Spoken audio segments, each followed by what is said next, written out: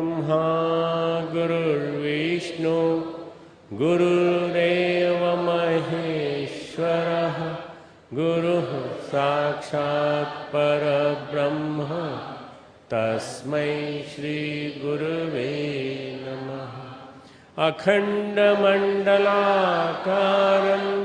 व्याप्तं येन चराचरं तत्पदं दर्शितं येन तस्मै श्री गुरुवे नमः।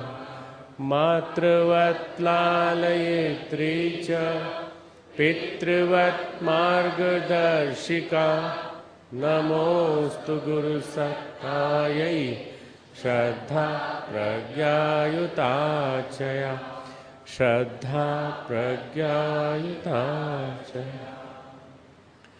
परम पूज्य गुरुदेव और परम वंदनीय माता जी की सूक्ष्म उपस्थिति में मंच पर विराजमान माननीय श्री अण्णा साहब हजारे जी, इन्हें पद्म विभूषण की उपाधि प्राप्त है।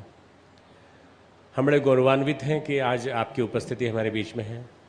आज जब हम चारों ओर दृष्टि डालते हैं तो ऐसा लगता है कि सारे समाज में जैसे कि विष वृक्ष की वजह से चारों तरफ विषाक्तता फैल गई हो।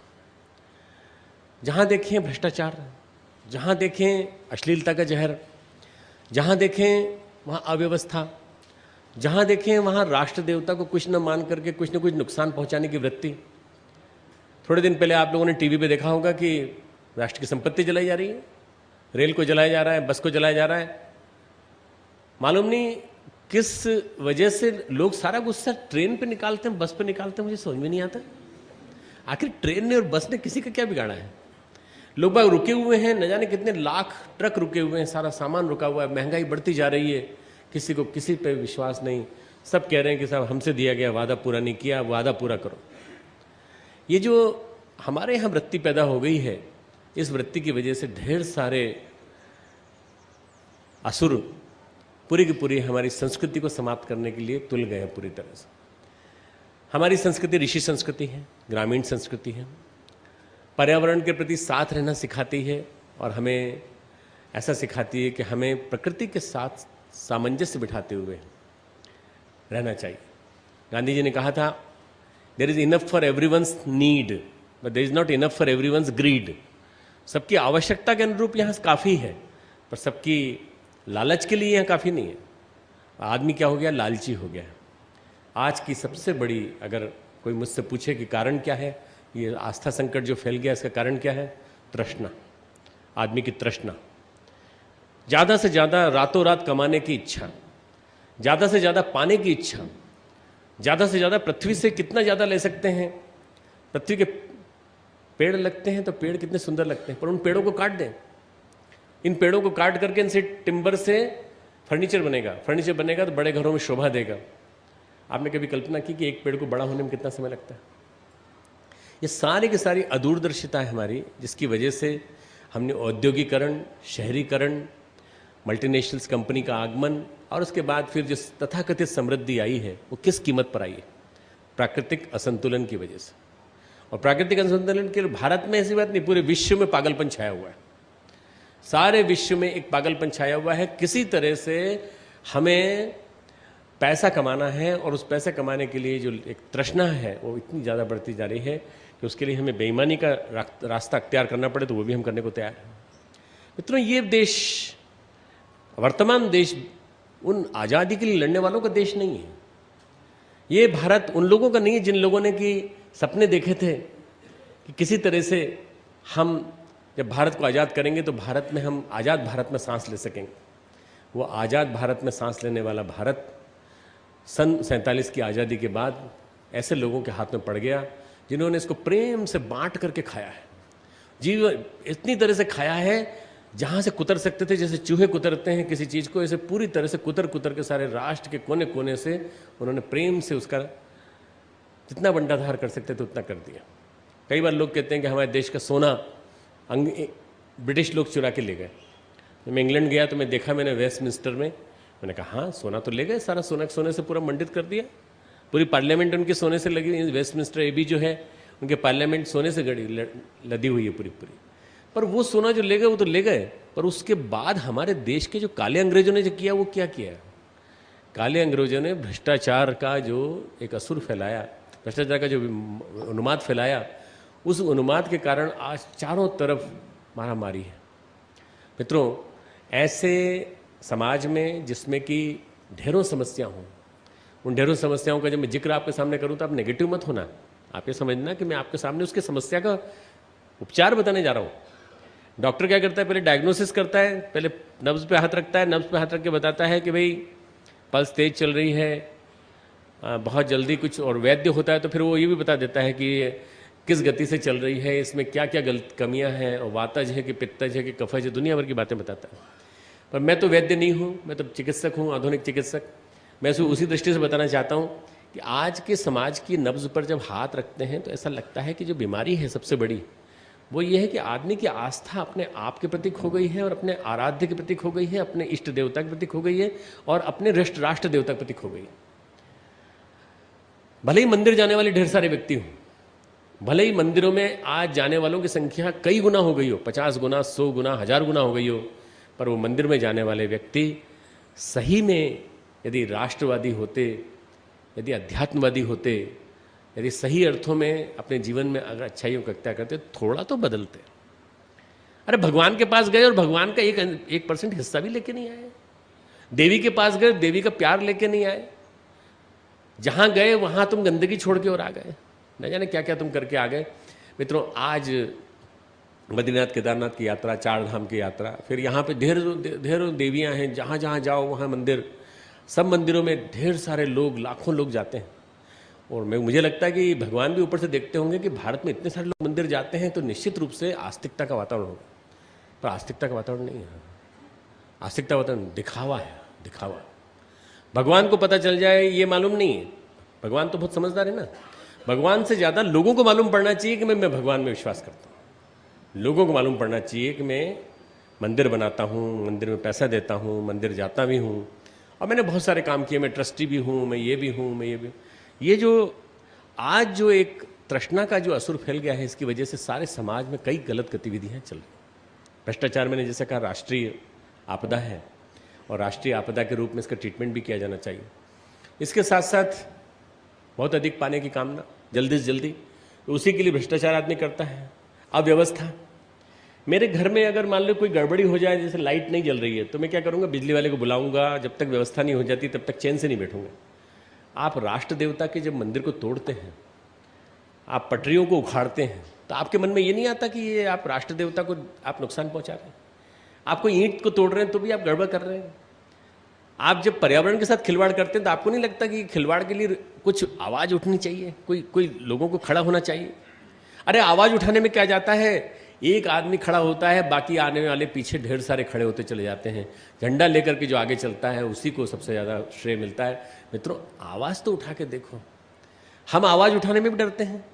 अरे किसके पास टाइम है, हम लोग तो नौकरी कर रहे हैं। डॉक्टर साहब आए थे, 2-3 दिन के लिए हम उनकी बात सुनने के लिए आ गए। हम तो अपनी नौकरी करते रहेंगे, पैसा कमाएंगे और जीवन जिएंगे। नहीं, आपका जीवन इस काम के लिए नहीं है। एक जीवन, ढेरों जीवन आपने जी लिए, एक जीवन आप भगवान के लिए, राष्ट्र के लिए और आदर्शों के लिए जीने की प्रयास करें। वो देखें क्या क्या समस्या है। पारिवारिक विघटन, परिवार टूट रहे हैं। पारिवारिक विघटन में सबसे बड़ा कारण है आज का टेलीविज़न, आज का अश्लीलता से जुड़ा हुआ नेटवर्क।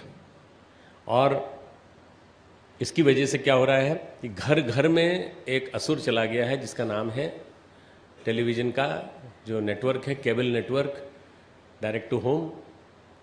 डायरेक्ट टू होम किसको पहुंचना चाहिए था? ऋषियों को पहुंचना चाहिए था, संतों को पहुंचना चाहिए था। बादल की तरह से बरसते हैं, घर घर जाते हैं। संत उनको कहा जाता है जो बादल की तरह बरसते हैं, जन जन तक जाते हैं। हमारा डीटीएच घर घर पहुंच गया, डायरेक्ट टू होम। और पहुंचने के बाद उसने क्या किया? 300 चैनल परोस दिए। कच्चे मन, अधकचरे मन, यौवन की मानसिकता, और युवा मन में जहाँ आपने कुत्साओं को भड़का दिया, वासना को भड़का दिया, तो वहाँ लोगों के मन फिर गड़बड़ा गए। मित्रों, बहुत बड़ा वासना का विष, अश्लीलता का विष हमारे समाज में फैला हुआ है, और उसका कारण केवल एक ही है कि हम लोगों ने इस पर नियंत्रण नहीं किया। हमारे बेडरूम में पोर्नोग्राफिक जहर आता है। कंप्यूटर के माध्यम से आप वेब वर्ल्ड में जाकर आप बहुत सारे अच्छे काम कर सकते हैं, पर आप चाहें तो पोर्नोग्राफी में जा सकते हैं। ये आपके ऊपर है, आपकी विवेक बुद्धि के ऊपर है कि आप क्या देखना चाहते हैं। पर आदमी अपने विवेक का उपयोग आजकल नहीं करना चाहता। आदमी अपनी क्षुद्र कामनाओं के लिए उपयोग करता है आज के उपकरणों का। विज्ञान ने बहुत प्रगति की, विज्ञान ने सब कुछ किया, परंतु ये सारा के सारा एक प्रकार से सारे शरीर में फोड़े हो जाने के समान।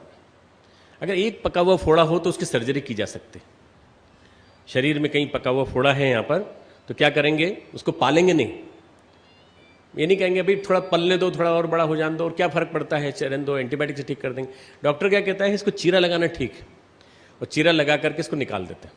पर जब सारे शरीर में ही विष फैल जाए तो फिर क्या करें, सेप्टिसीमिया हो जाए तो क्या करेंगे। जब सारे शरीर में विष फैल जाए तो फिर बहुत मास लेवल पे एंटीबायोटिक दिए जाते हैं। कायाकल्प का विधान सोचा जाता है, और कायाकल्प का विधान सोच करके ये सोचा जाता है कि आज इस व्यक्ति को जिसको हम ठीक कर रहे हैं उसको सारा का सारा समग्र शोधन किया जाए। आज हमारा राष्ट्र इन्हीं समस्याओं से जूझ रहा है मित्रों। सारे समाज को रक्त बीज ने खा रखा है। रक्त बीज का नाम सुना है आपने? दुर्गा सप्तशती पढ़ी है? रक्त बीज नाम का असुर था जिसको दुर्गा ने मारा था। रक्त बीज जहां गिरता था वहां अपने जैसे ढेरों असुर पैदा कर लेता था। एक रक्त की बूंद गिरती थी तो ढेरों असुर खड़े हो जाते थे। उन सारे असुरों के पैदा होने के तंत्र को रोकने के लिए माता दुर्गा ने खप्पर लिया, खप्पर में वो रक्त को इकट्ठा करना चालू किया और पूरा पी गई माता दुर्गा। और पीने के बाद उन्होंने कहा अब रक्त बीज पैदा ही नहीं होगा। मित्रों, आज रक्त बीज ने सारे समाज को एक घातक विष की तरह से पूरी तरह से ग्रिप में पकड़ रखा है, पूरी तरह से। और ये जो समाज की स्थिति है आज, चाहे वो हमारे चारा घोटाले में फंसे लोग हों, चाहे हमारे वो विभिन्न प्रकार के न जाने कितने घोटाले, मैं तो नाम ही नहीं जानता, इतने सारे हो गए कि उनकी अगर बिब्लियोग्राफी बनाई जाए 300 पेज में जाएगी। इतने प्रकार के घोटाले घोटाले घोटाले सारे देश का जितना भी शुरुआत हुई तब से लेकर अब तक घोटाले घोटाले। और इन घोटालों के माध्यम से चाहे वो एडमिशन का घोटाला हो, चाहे वो पेपर लीक आउट होने का घोटाला हो, कितना ज़्यादा हम भावनाओं के साथ खेलते हैं, राष्ट्र की भावनाओं के साथ खेलते हैं। और एक प्रकार से हम इस देश के लिए एक साथ साथ मतलब हम सोच रहे हैं कि हम अपने देश को महान बना रहे हैं, और महान बनाने के साथ साथ बहुत ऊंचा बनाने की कोशिश कर रहे हैं। पर क्या हमने कभी सोचा कि हमने देश के लिए कुछ ऐसी योजनाएं बनाई हैं जिसके माध्यम से इन घोटालों से जूझा जा सके? मित्रों, समग्र क्रांति करनी पड़ेगी। समग्र क्रांति ही वो सेप्टिसीमिया का उपचार है। समग्र क्रांति, आमूलचूल क्रांति, सारा के सारा पूरे तंत्र को बदलना पड़ेगा। और पूरे तंत्र को बदलने के लिए पूरे भारत की युवा शक्ति को जागृत करना पड़ेगा। और पूरे भारत की युवा शक्ति को जागृत करने के लिए कम से कम 10% युवा शक्ति तक तो हम पहुंच जाएं। कम से कम 10% युवा शक्ति कितनी होती है? मैंने आपको कल बताया था 54 करोड़ युवा हैं। 5.5 करोड़ युवा, 5.5 करोड़ युवा तक पहुंचने के लिए हमें कितने चाहिए? हमें कितने चाहिए बताइए? कम से कम 5,500 तो चाहिए भाई। 1,000 में बदलेगा, हजार में बदलेंगे तो बदलते चले जाएंगे। फर्मेंट, ये तो मल्टीप्लिकेशन प्रोसेस है। 5,500 प्राणवान युवा यदि हम शुरुआत में खड़े कर सकें। स्वामी विवेकानंद ने कहा था, मुझे तुम 100 व्यक्ति दे दो जिनकी नसें फौलादी हों, जिनके स्नायुओं में खुलता हुआ स्टील बहता हो, जो तेजस्वी हों और चरित्र बल के धनी हों। ऐसे लोगों को मुझे दे दो, मैं सारे विश्व का भाग्य बदल दूंगा। मित्रों ने विश्व की बात की थी, हमारे गुरुदेव ने तो इतनी बड़ी बात कही है मित्रों, युग निर्माण योजना, सारे युग का नवनिर्माण, सारी के सारी परिस्थितियों को बदल देना। व्यसनों का जो सारा समाज में एक प्रकार से विष फैल गया है, सारे घर बर्बाद हो गए शराब के माध्यम से, तंबाकू के माध्यम से शरीर बर्बाद हो गया। और वो तंबाकू अभी भी पैदा हो रही है, अभी भी स्पॉन्सर हो रही है, अभी भी न्यूज़ में उसका मैगजीन में उसका विज्ञापन आता है। शराब का विज्ञापन इनडायरेक्टली किसी न किसी रूप में आता है और शराब पीने वाले लोगों को हाईलाइट भी किया जाता है। क्या ऐसा कोई स्वरूप बन सकता है जिसमें कि सारी अनैतिकताओं से जुड़े हुए, सारी ऐसी गतिविधियों से जुड़े हुए लोगों को सारा का सारा समाज एक साथ दुत्कार दे? हम तुमको एक्सेप्ट नहीं करेंगे, हम केवल उनको एक्सेप्ट करेंगे जो राष्ट्र देवता के लिए काम करते, राष्ट्र देवता को ऊंचा उठाने के लिए प्रयास करें। हम केवल उन्हीं के लिए काम करेंगे जो युवा क्रांति के लिए बात करें। मित्रों, हमें बहुत बड़ा काम करना है।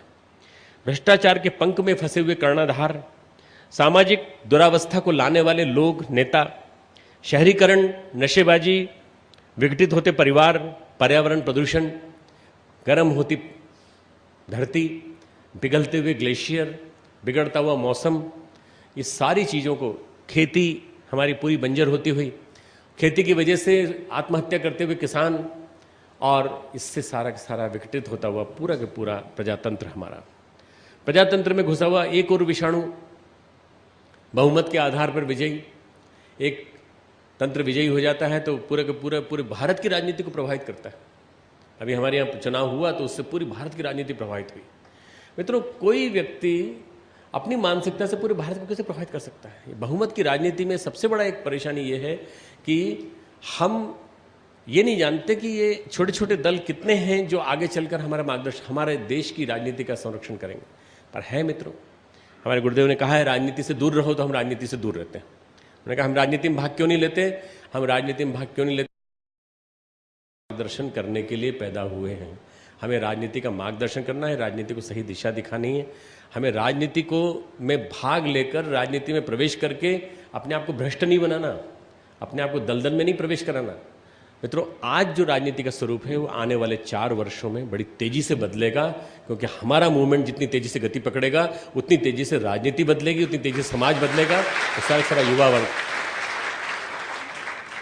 इसके लिए, युवा वर्ग जब इसके लिए आगे आएगा तो मित्रों देखते देखते वो क्रांति होती चली जाएगी। जयप्रकाश नारायण ने क्रांति की कल्पना की थी, जेपी की क्रांति आप जानते हैं ना, तीसरी क्रांति।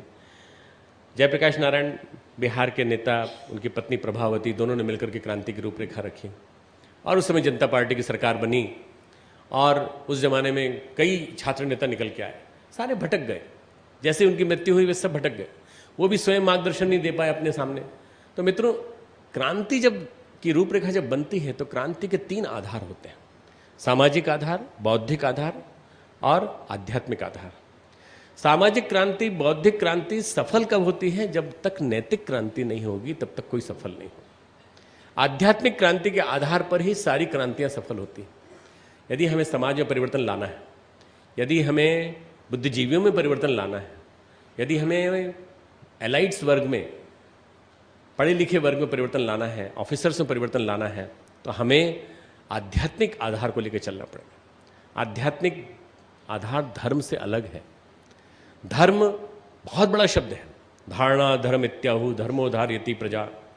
हम धर्म को धारण करके प्रजा की रक्षा करते हैं। धर्मो रक्षति रक्षितः, धर्म प्रजा की रक्षा करता है। धर्म शब्द का जो कोर है, धुरी है, वो है अध्यात्म। अध्यात्म अर्थात मनस्थिति से परिस्थिति को बनाने की कला। अध्यात्म अर्थात संवेदना। और इसी अध्यात्म को यदि हम जीवंत करेंगे तो मित्रों देखते देखते परिवर्तन होता चला जाएगा। आध्यात्मिक जीवन शैली के अभ्यस्त युवकों को तैयार करके समाज के कोने कोने में फैलाना, यह हमारा दायित्व होना चाहिए। यदि हम सब लोग मिलजुल करके प्रयास करेंगे तो इतने सारे युवा, इतनी सारी युवतियां हमारे सामने खड़ी हो जाएंगी जो आने वाले दिनों में क्रांति की इस प्रक्रिया को गति देने लगेंगे। मित्रों, हम लोगों का जो अभी स्वरूप है, वर्तमान स्वरूप है, उस वर्तमान स्वरूप में हम लोग अभी बहुत कम हैं, बहुत गिने चुने हैं। शांतिकुंज में तो हम बहुत सारे हैं जो समयदान देते हैं। परम पूज्य गुरुदेव ने प्यार दिया, वंदनीय माता जी ने प्यार दिया, और 1990 में गुरुदेव ने जब महाप्रयाण किया तो उसके पहले उन्होंने बहुत बड़ा एक माहौल बना दिया। गुरुदेव के श्रद्धांजलि समारोह तक इतना जब बढ़िया माहौल बन गया कि ढेरों लोग आ गए काम करने के लिए। परम वंदनीय माता जी के महाप्रयाण तक अश्वमेधों की श्रृंखला आरंभ हो गई, ढेर सारे कार्यकर्ता समयदान के लिए निकलते चले आए।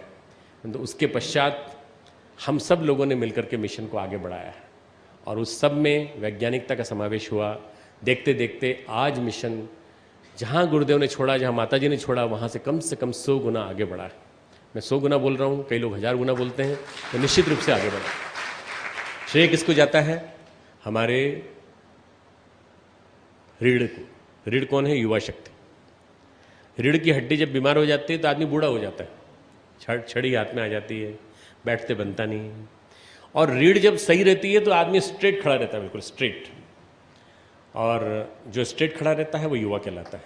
जो यूँ खड़ा रहता है, यूँ हमेशा जो झुका हुआ रहता है, इसके कंधे झुके हुए रहते हैं, वो निराश। हम कौन है? हम युवा हैं। युवा वो होते हैं जिनके अंदर जोश है, जिनके अंदर क्रांतिकारी कुछ कार्य करने के उमंगे हैं, समाज को बदलने के लिए मन में कुछ कल्पनाएं हैं। और हमें जो काम करना है वो बड़ा असंभव काम लगता है, परंतु असंभव नहीं है मित्रों। यदि हम प्रयास करेंगे तो हम बदल सकते हैं समाज को। समाज में बदलाव लाया जा सकता है, इसका एक नमूना गुरुदेव ने दिखा दिया। और मैं बड़े गर्व के साथ कहता हूं कि अपने स्तर पर एकाकी प्रयास करके अन्ना साहब हजारे ने भी वो काम करके दिखा दिया कि हम कैसे कर सकते हैं।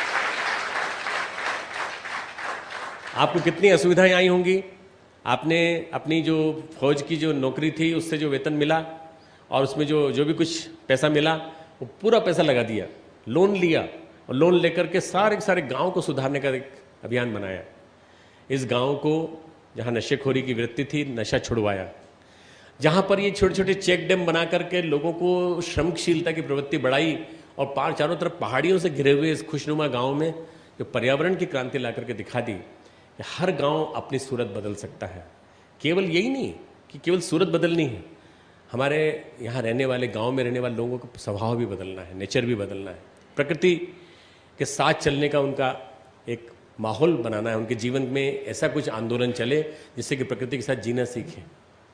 प्रकृति हम जब जीते हैं तो माता भूमि ही पुत्रो अहम पृथिव्या, ये भूमि मेरी माता है, मैं पृथ्वी का पुत्र हूँ।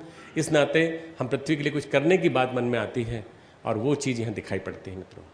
मैं उम्मीद करता हूँ कि उनकी ये चलाई हुई क्रांति की आंधी आने वाली पीढ़ी आगे चलाएगी, और नहीं तो आप हम पे विश्वास रखिए, हम आपके कार्य को आगे बढ़ाएंगे और आपके इस कार्य को आगे चलाएंगे। निश्चित रूप से लोगों के मन में कभी कभी निराशा आती है जब वो आज के माहौल को देखते हैं। इतना बड़ा काम, जिसको देखो वही भ्रष्ट, जिसको देखो जिससे बात करो वही टुन्न। भारत की परिवर्तन की, सारे के सारे परिवर्तन की जो प्रक्रिया है वो गतिशील होगी मित्रों। इसी माध्यम से होगी कि हम अपने आज के युवाओं की सोच को बदलें। युवाओं में दो प्रॉब्लम्स आती हैं, बिहेवियरल प्रॉब्लम या इमोशनल प्रॉब्लम्स। बिहेवियरल प्रॉब्लम और इमोशनल प्रॉब्लम में क्या होता है, आज के युवा में टैलेंट तो है पर उसके अंदर जो इमोशनल डेवलपमेंट नहीं है, उसकी वजह से उसको ये नहीं मालूम कि मुझे क्या करना है। माता पिता भी इतना ज़्यादा मार्गदर्शन नहीं कर पाते। पिताजी मेरी नौकरी लग गई है, मुझे 30,000 रुपये मिलेंगे, बहुत अच्छा है बेटा। पिताजी उस दिन मिठाई बांट देते हैं मोहल्ले में, पर ये नहीं जानते कि वो बेटे के लिए एक बहुत बड़ा सरंजाम जुटा रहे हैं जिसमें कि बेटे की जीवन शैली गड़बड़ाने वाली है। 24 घंटे में से उसके कम से कम बच्चे के 15-16 घंटे नौकरी के लिए लगेंगे, उस सरकारी उस नौकरी के लिए जिस प्राइवेट सेक्टर में काम करने जा रहा है। और ये चलेगा 6 दिन तक। वो तुझे निचोड़ लेंगे, कितने दिन में? मुश्किल से 10 साल में निचोड़ लेंगे पूरी तरह से। और निचोड़ने के बाद कहेंगे अब तुम्हें जीवन शैली के डिसऑर्डर होना चाहिए। वही लोग, कारपोरेट वर्ल्ड के लोग कहेंगे लाइफ स्टाइल डिसऑर्डर हो सकते हैं, तुमको चेकअप करा लो। तो पता लगेगा, मेरे जैसे डॉक्टर बैठे होंगे वहाँ पे, वो चेकअप करेंगे, ऑस्टियोपोरोसिस हो गई, पेप्टिक अल्सर होने वाला है, ब्लड प्रेशर बढ़ गया है, बैकएक हो रहा है, धीरे धीरे हार्ट में बाईपास कराने की जरूरत पड़ी। 35 साल की उम्र में बाईपास हो रहा है, 30 साल की उम्र में आदमी को सारे बैक के डिसऑर्डर्स हो रहे हैं। क्यों हो रहे? हमारी जीवन शैली के साथ खिलवाड़ हो रहा है, जीवन शैली को बिगाड़ा जा रहा है। ये सारा का सारा षड्यंत्र हमारी पूरी पूरी युवा शक्ति को बिगाड़ने के लिए है। आने वाले समय की में कभी जब मैं आशंका करता हूं तो मुझे लगता है कि ये सारा का सारा हिस्सा डेजर्ट में कन्वर्ट हो जाएगा यदि हमने 25 साल के अंदर इस डेजर्ट में बदलने वाले इस क्षेत्र को यदि हमने नहीं बदला। तो क्या करना पड़ेगा? आमूलचूल क्रांति करनी पड़ेगी और इसमें कई लोग कई तरह से सक्रिय हों।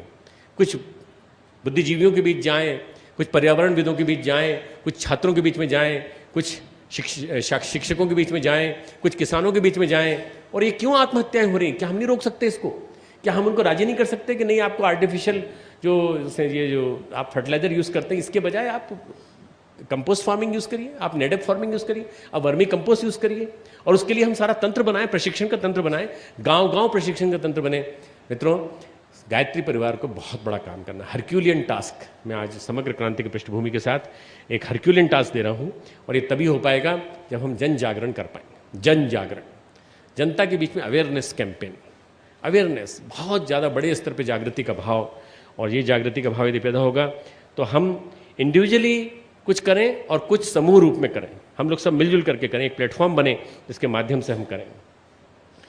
आप गढ़ चुके अपने आप को, अब औरों को बनाओ। एक व्यक्ति अपने आप को गढ़े और फिर 10 को और गढ़े, 10 को और बनाए, और फिर उन 10 से कहे कि तुम 10 को बनाओ, चक्रवृद्धि ब्याज की तरह से बढ़ता चला जाएगा। आपने 1 से 10 को बनाया, 10 ने 10 को बनाया, देखते देखते सारा जमाना बदल जाएगा। खुद को बदलो, जमाना बदल जाएगा। नौजवान ही कर सकते हैं, युवा ही कर सकते हैं। युवा अर्थात जिनके अंदर शक्ति है। आयु कितनी हो उससे कोई मतलब नहीं।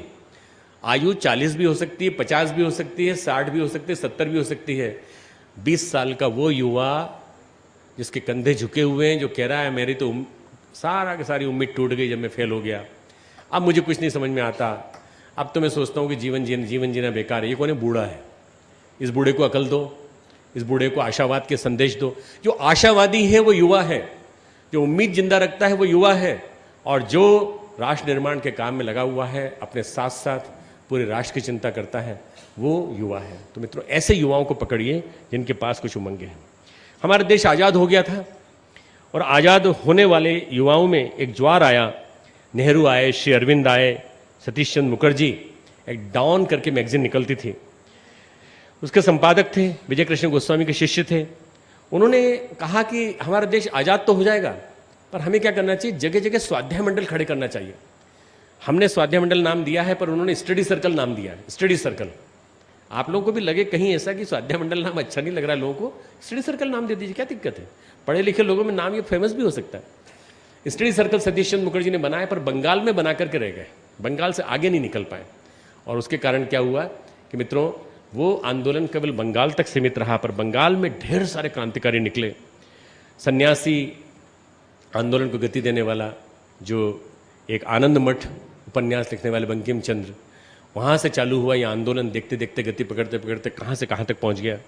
मित्रों, जब क्रांतिकारियों का ग्रुप पकड़ा गया तो उनके पास 2 चीज़ें निकली, एक गीता और एक मिट्टी। ये मिट्टी क्या है?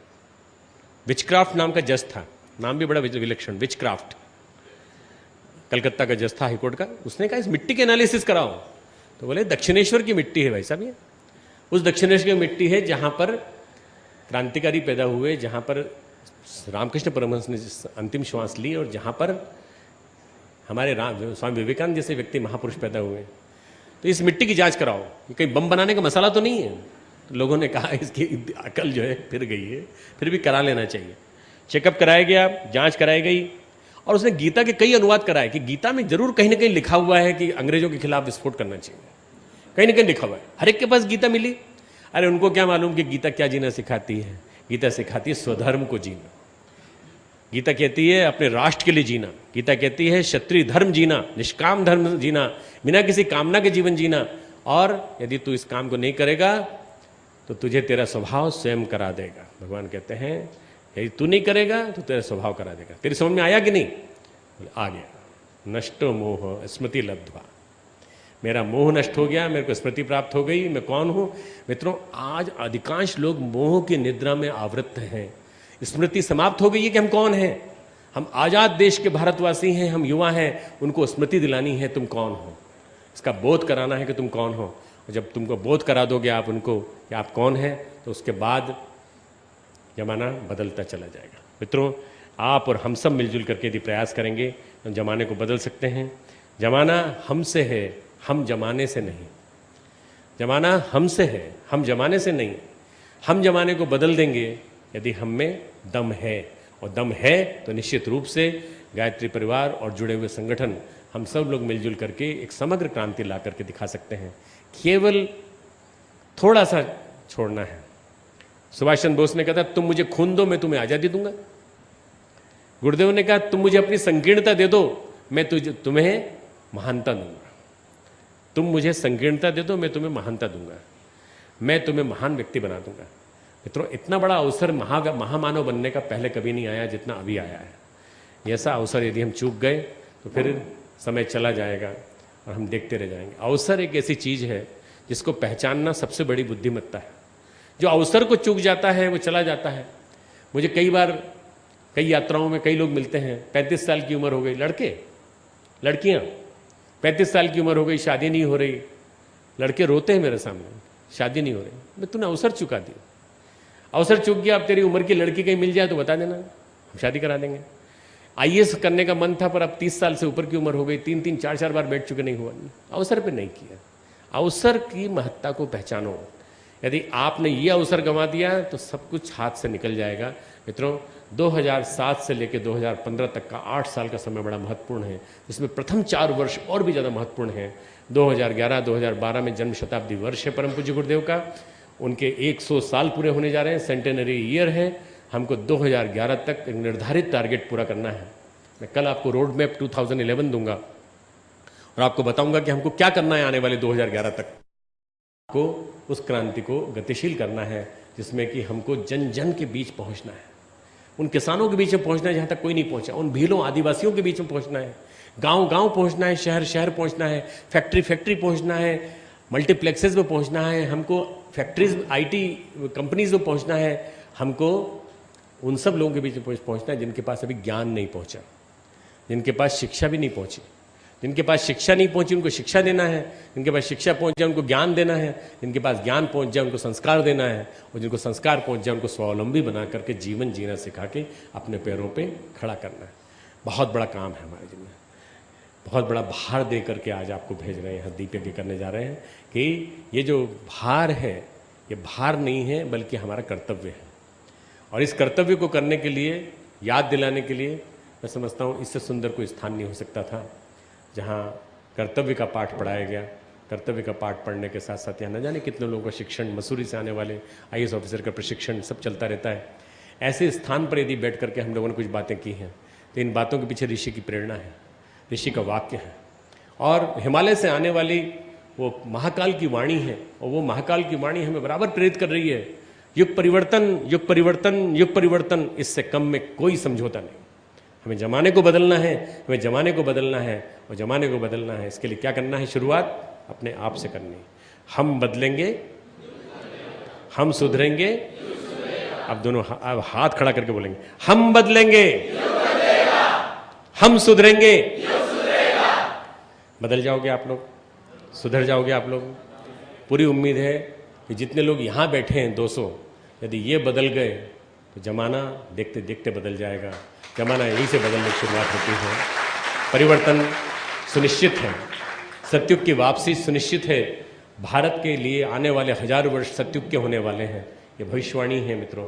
चाहे टेक्नोलॉजी हो, चाहे वो शिक्षा का क्षेत्र हो, नॉलेज इकोनॉमी हो, चाहे विज्ञान का क्षेत्र हो, चाहे वो किसी भी क्षेत्र का आदमी हो, अध्यात्म का क्षेत्र हो, हर क्षेत्र में भारत ऊंचाई पर पहुंचने जा रहा है और भारत सारे विश्व का जगत गुरु पुनः बनने जा रहा है। ऐसी परिस्थितियों में अगर हम शांत बैठे रहे तो क्या फ़ायदा? ये सही समय है, ये सही समय में अपने आप अपने अंदर जीवन में होश पैदा कर लेना और जगत गुरु भारत का एक शिष्य बनकर, एक ऋषि बनकर के अपने आप को विकसित करना, इससे बड़ा कोई पुरुषार्थ नहीं हो सकता। मैं अपनी बात समाप्त करता हूँ। ओम शांति।